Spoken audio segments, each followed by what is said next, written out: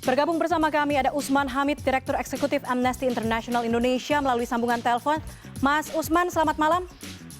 Selamat malam, Mbak Puspa. Mas Usman, ini Amerika Serikat menegaskan bukan mengundurkan diri dari komitmen terhadap HAM, tapi organisasinya yang dianggap tidak berpihak begitu, ada keberpihakan politik dari Dewan HAM PBB. Menurut Anda ini langkah yang tepat tidak ketika Amerika Serikat memang ingin berkomitmen terhadap HAM? Saya kira langkah itu dalam pandangan Amnesty International adalah kekeliruan yang fatal di dalam pemajuan hak asasi manusia dan kebebasan yang seringkali diklaim oleh Amerika Serikat untuk dihormati. Jadi memang ada ketidaksempurnaan di dalam Dewan HAM, tetapi tidak ada alasan sebenarnya untuk kemudian mundur atau membalikkan keputusan mereka yang membuat mereka berada dalam posisi yang salah. Oke, dengan alasan mundur karena tidak menyukai, tanda kutip ya, tidak menyukai Dewan HAM PBB, menurut Mas Usman ini alibi saja atau seperti apa Mas Usman? Sebenarnya Amerika telah mengambil beberapa langkah kontroversial dalam tahun-tahun terakhir gitu ya. Dan ini memang sebagian lebih karena usaha Trump untuk memenuhi janji kampanyenya. Misalnya Amerika keluar dari perjanjian Trans-Pasifik untuk menguntungkan pekerja-pekerja Amerika sendiri. Yang kedua, Amerika juga pernah mundur dari kesepakatan Paris untuk mengatasi perubahan iklim. Amerika juga pernah mundur atau pernah memangkas dana UNESCO, dan akhir tahun ini rencananya Amerika untuk mundur dari keanggotaan UNESCO. Masalahnya kurang lebih sama sebenarnya seperti sikap Amerika di dalam Dewan HAM, yaitu terkait dengan kritik Dewan HAM terhadap pelanggaran hak asasi manusia yang terjadi di Israel. Dan belakangan ini memang ada kebijakan luar negeri Amerika di Israel yang setidak-tidaknya menimbulkan banyak kritik dari berbagai negara terkait dengan pelanggaran hak asasi manusia yang telah berlangsung selama 50 tahun lebih di Israel, di Palestina. Oke, kemudian apa keuntungannya untuk Amerika mundur dari Dewan HAM PBB, kemudian apa kerugiannya Dewan HAM PBB kehilangan porsi Amerika Serikat di sana? Keuntungan untuk Amerika tentu mereka yang menimbang sendiri, tetapi dalam banyak pengalaman Amerika kerap kali mengambil sikap secara unilateral, mengambil sikap sendiri untuk menentukan satu persoalan yang semestinya ditangani secara multilateral. Kita masih ingat dulu ketika Amerika memutuskan untuk menginvasi Afghanistan sampai dengan Irak, itu semua sebenarnya ilegal, itu semua dianggap oleh PBB tidak benar. Dan kerap kali karena sikap-sikap Amerika secara unilateral itu mendapat kritik serius dari PBB, dari mulai terutama misalnya di Dewan HAM pada waktu itu adalah Komisi HAM, itu membuat Amerika mungkin tidak merasa memiliki kecocokan di dalam kepemimpinannya di PBB, dan Amerika selama ini merasa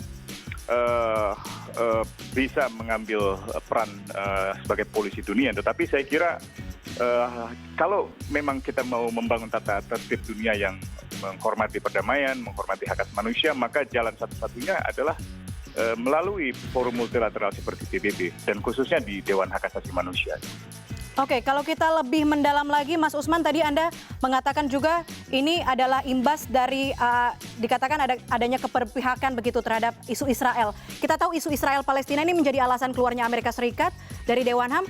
Kalau dari pihak Amnesty International sendiri memandang isu ini seperti apa? Kami sebenarnya tidak punya satu sikap politik terhadap katakanlah kemerdekaan politik Palestina, tetapi kami sangat mengecam keras seluruh bentuk-bentuk pelanggaran hak asasi manusia yang dilakukan oleh Israel di dalam teritori Palestina yang selama ini mereka duduki. Dan pendudukan itu telah berlangsung selama 50 tahun.